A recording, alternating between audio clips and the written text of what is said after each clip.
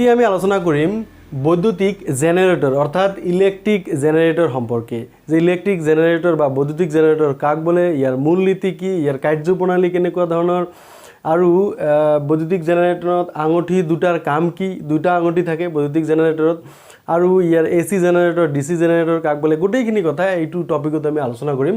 চোৱা, এইটো চিত্ৰত যদি আমি চাওঁ, ইয়াতে নৰ্থ ইয়াতে সাউথ দুটা পোল থাকে, এইটো চুম্বকৰ, ঠিক আছে, উত্তৰ মেৰু আৰু এইটো দক্ষিণ মেৰু, ইয়াতে এ বি চি ডি ইয়াতে কুণ্ডলী আছে, ঠিক আছে, আৰু দুটা আঙুঠি আছে। চোৱা, এইটো ৰিং R1 আৰু R2 দুটা ৰিং থাকে, আৰু B1 আৰু B2 দুটা ব্ৰাছ, ঠিক আছে, তাৰ লগতে এইটো গেলভেনোমিটাৰৰ সংযোগ লগোৱা আছে। সো এইটো আছিল তোমাৰ বৈদ্যুতিক জেনাৰেটৰ মূলনীতিৰ ব্যাখ্যা এই চিত্ৰৰ পৰা আমি দিব পাৰি। প্ৰথমতে চাই লোৱা বৈদ্যুতিক জেনাৰেটৰ কাক বলে। এইটো এটা সঁজুলি। এই বৈদ্যুতিক জেনাৰেটৰ হৈছে যান্ত্ৰিক শক্তিক বৈদ্যুতিক শক্তিলৈ ৰূপান্তৰ কৰা এবিধ সঁজুলি।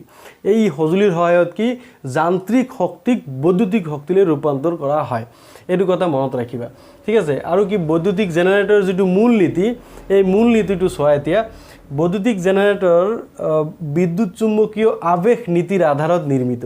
আমি ইয়াৰ আগৰ টপিকত পাইছোঁ যে বিদ্যুৎ চুম্বকীয় আবেশটো কি হয়, এইটো তোমালোকে অলৰেডি গমে পাইছা। সো এই বিদ্যুৎ চুম্বকীয় আবেশ নীতিৰ আধাৰত এই বৈদ্যুতিক জেনাৰেটৰ প্ৰস্তুত কৰা হয়, ঠিক আছে। এই নীতি অনুসৰি যেতিয়া চুম্বক ক্ষেত্ৰৰ মাজেৰে এটা পৰিবাহী কুণ্ডলী ঘূৰে, তেতিয়া চুম্বক ক্ষেত্ৰত থকা অবিৰত পৰিৱৰ্তনৰ বাবে কুণ্ডলীত বিদ্যুৎ প্ৰবাহ কি আবিষ্ট হয়, ঠিক আছে।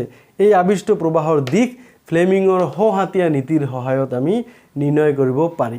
আৰু এই ফ্লেমিঙৰ সোঁহাতীয়া নীতি আমি ইয়াৰ আগৰ টপিকত অলৰেডি আমি পাইছোঁ, ঠিক আছে। এই ফ্লেমিঙৰ সোঁহাতীয়া নীতিৰ সহায়ত এই বিদ্যুৎ চুম্বকীয় যিটো আবেশ, ঠিক আছে, আবিষ্ট প্ৰবাহৰ দিশ আমি নিৰ্ণয় কৰিব পাৰি। ইয়াতে এইখিনিতে চোৱা, এইটো কুণ্ডলী, এই কুণ্ডলীত এই চুম্বক ক্ষেত্ৰৰ পৰিৱৰ্তনৰ বাবে এই কুণ্ডলীত বিদ্যুৎ আবিষ্ট হয়, ঠিক আছে, বিদ্যুৎ প্ৰবাহ আবিষ্ট হয়। আৰু এইটো গেলভেনোমিটাৰৰ বিক্ষেপণত এইটো আমি দেখিবলৈ। এতিয়া আমি বৈদ্যুতিক জেনাৰেটৰৰ কাৰ্যপ্ৰণালী সম্পৰ্কে আমি আলোচনা কৰিম। চোৱা, এইটো চিত্ৰত যদি চাওঁ, এইটো দুটা চুম্বকৰ মেৰু হয়, এইটো উত্তৰ মেৰু আৰু এইটো দক্ষিণ মেৰু, আৰু এইটো এ বি চি ডি হৈছে এইটো কুণ্ডলী, ঠিক আছে। এই এ বি চি ডি কুণ্ডলীৰ লগত এইটো এ বি বাহুৰ লগত ইয়াতে ৰিং এটা R1 বুলি দিয়া আছে, R1 আৰু R2 এইটো আঙুঠি, আৰু এইটো এ বি বাহুৰ লগত এইটো R1ৰ সংযোগ কৰা আছে, আৰু চি ডি বাহুৰ সৈতে ইয়াতে R2 মানে দ্বিতীয় যিটো আঙুঠি R2 আঙুঠিৰ লগত এইটো সংযোগ কৰা আছে। আৰু R2 আঙুঠিটো এইটো B2 ব্ৰাছৰ লগত আৰু R1 আঙুঠি B1 ব্ৰাছৰ লগত ইয়াতে সংযোগ কৰা আছে। এই ব্ৰাছবিলাক কিন্তু স্থিৰ, ব্ৰাছবিলাক কিন্তু ঘূৰি নাথাকে। ইয়াতে এই এ বি চি ডি কুণ্ডলীৰ লগত এই আঙুঠি দুটা ঘূৰি থাকে, আৰু এই অক্ষদণ্ডডালৰ সহায়ত বাহিৰৰ পৰা এই কুণ্ডলীটো কি ঘূৰাই দিয়া হয়, আৰু এইটো কি ঘড়ীৰ কাঁটাৰ দিশত এইটো ঘূৰোৱা হয়। এনেদৰে এ বি চি ডি যিটো কুণ্ডলী আছে, এইটো ঘড়ীৰ কাঁটাৰ দিশত এনেদৰে ঘূৰি থাকে। সো এই কুণ্ডলীটোত যেতিয়া চোৱা, তোমালোকে জানাই এইটো এই যেতিয়া চুম্বক ক্ষেত্ৰত ৰখা হয়, চুম্বক ক্ষেত্ৰটো কি বলৰেখাবোৰ উত্তৰ মেৰুৰ পৰা ওলাই দক্ষিণ মেৰুত সোমায়। এতিয়া বলৰেখাৰ দিশ ইয়াতে চোৱা, বলৰেখাৰ দিশটো কোনফালে, এইফালে হৈ আছে, ঠিক আছে। বলৰেখাৰ দিশবিলাকত এইফালে উত্তৰৰ পৰা ওলাইছে দক্ষিণ মেৰুত সোমাইছে, অৰ্থাৎ চুম্বক ক্ষেত্ৰৰ দিশটো কোনফালে, এইটো ফালে হৈ আছে, ঠিক আছে। এতিয়া চুম্বক ক্ষেত্ৰ যদি ইফালে হয় আৰু এই কুণ্ডলীটো তোমাৰ কি সোঁফালে ঘূৰি আছে, ইয়াতে যদি আমি ফ্লেমিঙৰ সোঁহাতৰ যিটো নীতি আছে এইটো যদি আমি প্ৰয়োগ কৰোঁ, তেনেহ'লে তুমি দেখিবা, এইটো যদি চোৱা, এইটো হৈছে চুম্বক ক্ষেত্ৰৰ দিশ, এই তৰ্জনী আঙুলিটো হৈছে চুম্বক ক্ষেত্ৰৰ দিশ, ঠিক আছে। আৰু এইটো কুণ্ডলীৰ গতিৰ দিশ। এইটো যদি হয় তেনেহ'লে এই মধ্যমা আঙুলিটোৱে প্ৰবাহৰ দিশ, আবিষ্ট প্ৰবাহৰ দিশ বুজাব। ইয়াতে আবিষ্ট প্ৰবাহটো যদি তুমি চোৱা, এইটো চোৱা, এইটো মধ্যমা আঙুলিটো কোনফালে আছে, এইফালে, ঠিক আছে, ভিতৰ ফালে গৈছে। সো এ বি চি ডিৰ এ বিৰ ফালে গৈছে, ঠিক আছে। ইয়াতে আবিষ্ট প্ৰবাহৰ দিশটো ইফালে হ'ব, এইটো সোঁহাতৰ যিটো ফ্লেমিঙৰ সোঁহাতৰ নীতিমতে, ঠিক আছে। এতিয়া যদি চি ডি বাহুত যোৱা, তেনেহ'লে তুমি চুম্বক ক্ষেত্ৰৰ দিশটোতো এইটো দিশতে আছে, এইটো তোমাৰ তৰ্জনী আঙুলিটো চুম্বক ক্ষেত্ৰৰ দিশ বুজাইছে, এইটো দিশটো তোমাৰ চেঞ্জ হোৱা নাই, এইটো উত্তৰৰ পৰা দক্ষিণ মেৰুলৈকে আছে। তেতিয়া কি চেঞ্জ হৈছে তোমাৰ, ইয়াতে চেঞ্জ হৈছে তোমাৰ কি, এই চি ডি বাহুৱে কি তলফালে ঠেলিব, যিহেতু ই ঘড়ীৰ কাঁটাৰ দিশত ঘূৰি আছে, ঘড়ীৰ কাঁটাৰ দিশত ঘূৰিলে এ বি বাহুটো ওপৰ ফালে আৰু চি ডিটো কি তলফালে গতি কৰিব। যেতিয়া তলফালে গতি কৰিব, তেতিয়া তোমাৰ বুঢ়া আঙুলিটো তলফালে ৰাখিব লাগিব, ঠিক আছে কুণ্ডলীৰ দিকটো তোমাৰ তলফালে থাকিব তেতিয়া কি আবিষ্ট বিদ্যুৎ প্ৰবাহৰ দিকটো কোনফালে হ'ব এটো বাহিৰৰ ফালে হ'ব ঠিক আছে বাহিৰৰ ফালে চোৱা এই সিৰ পৰা ডিৰ ফালে এনেকুৱা তোমাৰ আবিষ্ট প্ৰবাহৰ দিকটো আমি নিৰ্ণয় কৰিব পাৰি ফ্লেমিঙৰ সহাতীয়া নীতিমতে তো আৰু জেনাৰেটৰটো এই ফ্লেমিঙৰ সহাতীয়া এইটো যেটো নীতি আছে আবিষ্ট বিদ্যুৎ প্ৰবাহৰ যেটো গতি তাৰ পৰা আমি উলিয়াব পাৰি আৰু এই ফ্লেমিঙৰ সহাতীয়া নীতিৰ আধাৰতে এই বৈদ্যুতিক জেনাৰেটৰটো প্ৰস্তুত কৰা হৈছে এইখিনিতে যেতিয়া এ বি সি ডি এইটো দিশত প্ৰবাহ চালিত হৈছে তেতিয়া যেটো বহিবৰ্তনী ইয়াতে যেটো সংযোগ কৰিছো B1 আৰু B2 ব্ৰাছত এইটো কি হ'ব B2 ৰ পৰা B1 লৈকে চালিত হ'ব ঠিক আছে যেতিয়া আধা ভাগ ঘূৰ্ণন হৈ যাব আধা ভাগ যেতিয়া ঘূৰ্ণন হৈ যাব এতে AB2 ইফালে গুচি যাব CD2 ইফালে আহিব ঠিক আছে তেতিয়া এনেকুৱা হৈ যাব তে কি তোমাৰ ইয়াতে AB থাকিব আৰু ইয়াতে তোমাৰ CD থাকিব এতে AB আৰু CD2 যেতিয়া আধা ভাগ ঘূৰ্ণনত কি পৰিৱৰ্তন হৈ যাব তেতিয়া কি হ'ব চোৱা এই যেটো দিক আছে দিকটোৰ পৰিৱৰ্তন হৈ যাব কেনেকৈ পৰিৱৰ্তন চোৱা CD2 কি তোমাৰ আগত তলফালে ঠেলিছিল আৰু বিদ্যুৎ প্ৰবাহৰ গতিটো আবিষ্ট বিদ্যুৎ প্ৰবাহৰ দিকটো ইফালে আছিল এতিয়া ই আহিছে কি তোমাৰ এইটো সাইডত যেতিয়া আহিব আধা ভাগ ঘূৰ্ণনৰ পিছত এতিয়া আকৌ এনেকুৱা ধৰণৰ হৈ যাব ঠিক আছে চুম্বক ক্ষেত্ৰৰ দিকটো উত্তৰৰ পৰা দক্ষিণ থাকিব আৰু তেতিয়া কি আবিষ্ট বিদ্যুৎ প্ৰবাহটো তোমাৰ এইফালে গতি কৰিব সিৰ পৰা ডিৰ পৰা সি লৈ যেতিয়া ডিৰ পৰা সি লৈ গতি কৰিব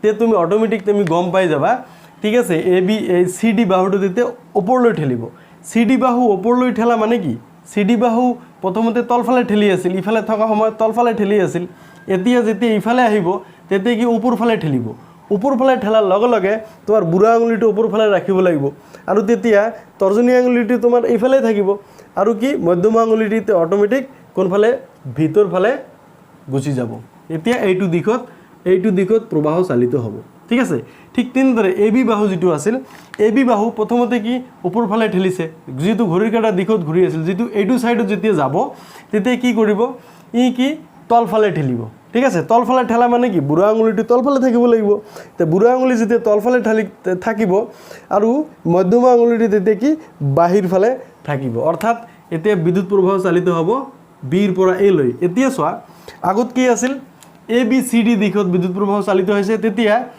আঙুঠিত বহিবৰ্তনীত প্ৰবাহৰ দিক কি আছিল B2 ৰ পৰা B1 লৈ এতিয়া কি আধা ভাগ ঘূৰ্ণনৰ পিছত কি হৈছে এতে বিদ্যুৎ প্ৰবাহ চোৱা DCBA মানে উল্টা দিশত চালিত হৈছে তেতিয়া কি হ'ব এই বহিবৰ্তনীত বিদ্যুৎ প্ৰবাহ যেটো এটো B1 ৰ পৰা B2 লৈ চালিত হ'ব ঠিক আছে প্ৰতি আধা ভাগ ঘূৰ্ণনত তোমাৰ কি হ'ব প্ৰবাহৰ দিকটো কি হৈ যাব পৰিৱৰ্তন হৈ যাব আৰু এই পৰিৱৰ্তনৰ কাৰণে এই ফলা আঙুঠি দুটা আছে এই ব্ৰাছ দুটা যে আছে এই ব্ৰাছ দুটাই গুৰুত্বপূৰ্ণ ভূমিকা পালন কৰে আৰু লগতে এই ফলা আঙুঠি নহয় ইয়াতে সম্পূৰ্ণ আঙুঠি ঠিক আছে মটৰত আমি ফলা আঙুঠি ব্যৱহাৰ কৰিছো কিন্তু ইয়াতে কিন্তু সম্পূৰ্ণ আমি আঙুঠি ব্যৱহাৰ কৰিছো এনেদৰে দুটা সম্পূৰ্ণ আঙুঠি ব্যৱহাৰ কৰি আমি এসি জেনাৰেটৰ যেটো প্ৰত্যক্ষ প্ৰবাহ আমি পাওঁ ঠিক আছে ঠিক তেনেদৰে ডিসি জেনাৰেটৰো আছে ডিসি জেনাৰেটৰৰ ক্ষেত্ৰত কিন্তু এইটো দুটা আঙুঠি নহয় এটা আঙুঠি ব্যৱহাৰ কৰা হয় আৰু এই আঙুঠি কি থাকে ফলা আঙুঠি হিচাপে থাকিব লাগিব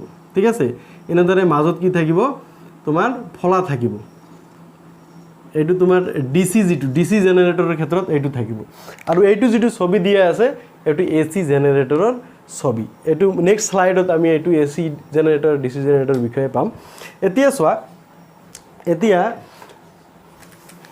স্টেপ 1 কি দিয়া আছে ইয়াত চুম্বক ক্ষেত্ৰখন ABCD কুণ্ডলীক এনেদৰে ঘূৰোৱা হয় যাতে R1 আৰু R2 আঙুঠি দুটাও তাৰ হৈতে ঘূৰে এই R1 আৰু আঙুঠি দুটা তাৰ হৈতে ঘূৰিব লাগিব এই কুণ্ডলীৰ হৈতে ঠিক আছে স্টেপ 2 চোৱা AB বাহুটো ওপৰলৈ উঠে আৰু CD বাহুটো তললৈ যায় অৰ্থাৎ ঘড়ীৰ কাঁটাৰ দিশত ঘূৰে এটো ঘড়ীৰ কাঁটাৰ দিশত ঘূৰিব AB বাহু ওপৰলৈ আৰু CD বাহু তললৈ আৰু এটো বাহিৰৰ পৰা এটো ঘূৰাই দিয়া হয় জেনাৰেটৰত এতে AB আৰু CD বাহুৰ এই সঞ্চালনে ইহতৰ ভিতৰত প্ৰবাহ আবিষ্ট কৰে যি বহিবৰ্তনীত ABCD ৰ দিশত অৰ্থাৎ B2 ৰ পৰা B1 লৈ চালিত হয় চোৱা ABCD দিশত প্ৰথমতে তাৰপিছত কি B2 ৰ পৰা B1 লৈ একে চালিত হয় আধা ভাগ ঘূৰ্ণনৰ পিছত ফ্লেমিঙৰ সোহাতীয়া নীতিমতে কুণ্ডলীটোত এ বি বাহু তললৈ আৰু চি ডি বাহু ওপৰলৈ উঠে। আধা পাক ঘূৰ্ণনৰ পিছত এতিয়া যিটো এ বি বাহু ইফালে গুচি যাব, চি ডি বাহু ইফালে আহিব, ঠিক আছে। তেতিয়া অটোমেটিক এই সোঁ হাতৰ বুঢ়া আঙুলিৰ নীতিমতে এই চি ডি বাহুৱে ওপৰলৈ ঠেলিব আৰু এ বি বাহুৱে আকৌ কি তললৈ ঠেলিব। এই সঞ্চালনৰ ফলত বাহু দুটাত আবিষ্ট প্ৰবাহৰ দিশ সলনি হৈ মুঠ আবিষ্ট প্ৰবাহ ডি চি বি এ দিশত অৰ্থাৎ বহিবৰ্তনিত B1 পৰা B2 লৈ চালিত হয়, ঠিক আছে। সো লাষ্ট স্টেপ চোৱা, প্ৰতি আধা পাক ঘূৰ্ণনত বাহুত প্ৰবাহৰ দিশ সলনি হয়। এনেদৰে এক নিৰ্দিষ্ট সময়ৰ ব্যৱধানত দিশ সলনি কৰি পৰৱৰ্তী প্ৰবাহ এচিৰ উৎস লাভ কৰা হয়। সো এইটো এচি জেনাৰেটৰ, এটা এচিৰ উৎস এই লাভ কৰে, ঠিক আছে। সো এনেদৰে এই কি দিশ পৰিৱৰ্তন কৰিছে, দিশ পৰিৱৰ্তন হোৱাৰ লগে লগে এইটো হৈ গ'ল কি অল্টাৰনেটিভ কাৰেণ্ট অৰ্থাৎ পৰিৱৰ্তী প্ৰবাহ, ঠিক আছে। আৰু যেতিয়া ডিচি জেনাৰেটৰৰ কথা যিটো কোৱা হৈছে য'ত ফলা আঙুঠি ব্যৱহাৰ কৰা হয়, এইটো দিশ পৰিৱৰ্তন নহয়, এটা দিশতে কি প্ৰবাহ চলি থাকে, তাৰ কাৰণে এটা ফলা আঙুঠি ব্যৱহাৰ কৰা হয়, ঠিক আছে। এইটো ডিচি জেনাৰেটৰৰ কথা। সো এয়া আছিল তোমালোকৰ বৈদ্যুতিক জেনাৰেটৰৰ কাৰ্যপ্ৰণালী। এইটো হৈছে এচি জেনাৰেটৰ, এইটো হৈছে ডিচি জেনাৰেটৰ, ঠিক আছে। এচি আৰু ডিচি জেনাৰেটৰত তুমি ছবিটো দেখিলে গম পাই যাবা, এচি জেনাৰেটৰত দুটা আঙুঠি ব্যৱহাৰ কৰা হয় আৰু ডিচি জেনাৰেটৰত এটা আঙুঠি ব্যৱহাৰ কৰা হয় আৰু এই আঙুঠি হৈছে ফলা আঙুঠি। ইয়াতে সম্পূৰ্ণ আঙুঠি ব্যৱহাৰ কৰা হয় দুটা, ইয়াতে এটা ফলা আঙুঠি ব্যৱহাৰ কৰা হয়, ঠিক আছে। সো বাকীবোৰ এ বি চি ডি কুণ্ডলী সব একে ধৰণৰ, এইটো উত্তৰ মেৰু দক্ষিণ মেৰু সব একে ধৰণৰ, কিন্তু এচি জেনাৰেটৰত কি প্ৰতি আধা পাক ঘূৰ্ণনত এই প্ৰবাহৰ দিশ কি হয় বিপৰীতমুখী হয়, প্ৰবাহৰ দিশ কি হয় বিপৰীতমুখী হয় প্ৰতি আধা পাক ঘূৰ্ণনত। কিন্তু চোৱা এই ডিচি জেনাৰেটৰত কিন্তু প্ৰবাহৰ দিশ একমুখী দিশতে কিন্তু গতি কৰি থাকে। সো নিৰ্দিষ্ট সময়ৰ ব্যৱধানত প্ৰবাহৰ দিশ যদি পৰিৱৰ্তন হয় তেনেহ'লে তাক পৰিৱৰ্তী প্ৰবাহ বুলি কোৱা হয়। আৰু যদি ইয়াত চোৱা, ইয়াতে প্ৰবাহৰ দিশ যদি কোনো পৰিৱৰ্তন নহয়, নিৰ্দিষ্ট সময়ৰ ব্যৱধানত প্ৰবাহৰ দিশৰ পৰিৱৰ্তন নহয়, অৰ্থাৎ প্ৰবাহ একে দিশত চালিত হৈ থাকিলে তাক প্ৰত্যক্ষ প্ৰবাহ বুলি কোৱা হয়। সো এয়া আছিল তোমাৰ এচি আৰু ডিচিৰ বিষয়ে। ইয়াতে চোৱা যে ব্ৰাছ ব্যৱহাৰ কৰা হয় B1 B2, ইয়াতে B1 আৰু B2। এতিয়া কথা হ'ল কি জেনাৰেটৰত এই ব্ৰাছৰ কাম কি, ইয়াতে এটা টপিক এটা আছে, এইটো টপিকেৰে এইটো কোৱেশ্চনত কেতিয়াবা সোধে যে বৈদ্যুতিক জেনাৰেটৰত ব্ৰাছ দুডালৰ কাম কি। সো বৈদ্যুতিক জেনাৰেটৰত কি ব্ৰাছ দুডালে বহিবৰ্তনিত প্ৰবাহৰ দিশ নিৰ্ণয় কৰাত সহায় কৰে। চোৱা এই বহিবৰ্তনিত প্ৰবাহটোৰ দিশ কোনটো হ'ব এইটো নিৰ্ণয় কৰাত সহায় কৰে। ইয়াতে চোৱা এইটো ছবিত দেখিলে গম পোৱা যায় যে এ বি চি ডিৰ ফালে যেতিয়া প্ৰবাহ চালিত হয় আবিষ্ট প্ৰবাহ, তেতিয়া ইয়াৰ দিশ বিৰ পৰা B2ৰ পৰা B1 লৈ। যেতিয়া এই আধা পাক ঘূৰ্ণন হৈ যায়, এতিয়া চি ডিটো ইফালে আৰু এ বিটো ইফালে গুচি যায়, তেনেহ'লে ডি চি বি এ দিশত যেতিয়া প্ৰবাহ চালিত হয় তেতিয়া বহিবৰ্তনিত B1ৰ পৰা B2 লৈ প্ৰবাহ চালিত হয়, ঠিক আছে। আধা পাক ঘূৰ্ণনত বহিবৰ্তনিত প্ৰবাহৰ দিশ ইয়াত পৰিৱৰ্তন হয়, এটি এচি জেনাৰেটৰৰ ক্ষেত্ৰত। কিন্তু ডিচি জেনাৰেটৰৰ ক্ষেত্ৰত কি হয়, ইয়াৰ কিন্তু পৰিৱৰ্তন নহয়, ইয়াতে যিমানে পাক নিদিয়ক কিয়, ইয়াতে চোৱা এই R2 যিটো ৰিং আছে, এই ফলা আঙুঠিৰ R2 R1, এইটো কি এই আধা পাক ঘূৰ্ণনৰ ফলত ইয়াতে B2ৰ পৰা B1 লৈ ই কি স্থানান্তৰণ হয় আৰু R1 কি B2 লৈ স্থানান্তৰণ হয়। সেইকাৰণে কি হয়, ই প্ৰবাহৰ গতিৰ দিশটো ইয়াৰ একে থাকে। ইয়াতে যদি তুমি সোঁ হাতৰ বুঢ়া আঙুলিৰ নীতি তুমি যদি প্ৰয়োগ কৰা তেনেহ'লে গম পাবা ইয়াৰ বহিবৰ্তনিত ইয়াৰ কিন্তু প্ৰবাহৰ দিশ কি হৈ থাকে একে থাকে, ঠিক আছে। সো এনেদৰে তুমি এচি আৰু ডিচিৰ যদি পাৰ্থক্য হয় তুমি ধুনীয়াকৈ এনেকৈ লিখি দিব পাৰা। এইটো হৈছে কি এচি জেনাৰেটৰে কি পৰিৱৰ্তী প্ৰবাহ উৎপন্ন কৰে। পৰিৱৰ্তী প্ৰবাহ কোনটো, যে নিৰ্দিষ্ট সময়ৰ ব্যৱধানত কি প্ৰবাহৰ দিশ সলনি কৰা প্ৰবাহক পৰিৱৰ্তী প্ৰবাহ বুলি কোৱা হয়। সো এচি জেনাৰেটৰে কি পৰিৱৰ্তী প্ৰবাহ উৎপন্ন কৰে আৰু ডিচি জেনাৰেটৰে কি প্ৰত্যক্ষ প্ৰবাহ উৎপন্ন কৰে, অৰ্থাৎ একে দিশত ইয়াৰ বিদ্যুৎ প্ৰবাহটো চালিত হয় ডিচি জেনাৰেটৰৰ ক্ষেত্ৰত। আৰু চোৱা দ্বিতীয় নম্বৰ পাৰ্থক্য হৈছে কি এচি জেনাৰেটৰত কি দুটা সম্পূৰ্ণ আঙুঠি ব্যৱহাৰ কৰা হয় আৰু ইয়াতে ডিচি জেনাৰেটৰত, এইটো এচি জেনাৰেটৰত দুটা সম্পূৰ্ণ আঙুঠি আৰু ডিচি জেনাৰেটৰত কি এটা ফলা আঙুঠি ব্যৱহাৰ কৰা হয়, ঠিক আছে। এইখিনি হৈছে পাৰ্থক্য। তুমি আৰু এই বেলেগ পাৰ্থক্য লিখিব পাৰা, কোনো কথা নাই। ইয়াতে NB মই এটা দি দিছোঁ, এইটো হৈছে কি এক নিৰ্দিষ্ট সময়ৰ ব্যৱধানত প্ৰবাহৰ দিশ সলনি কৰা প্ৰবাহক কি পৰিৱৰ্তী প্ৰবাহ বুলি কোৱা হয়।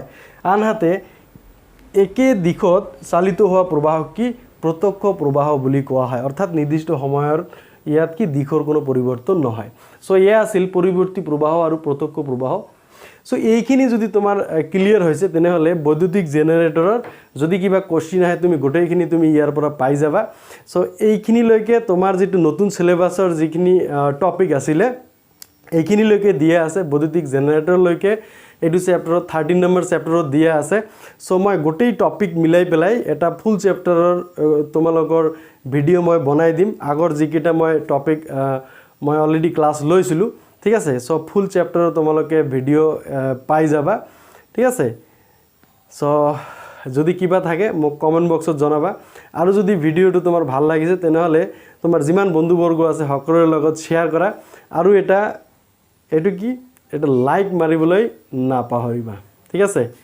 So thank you very mass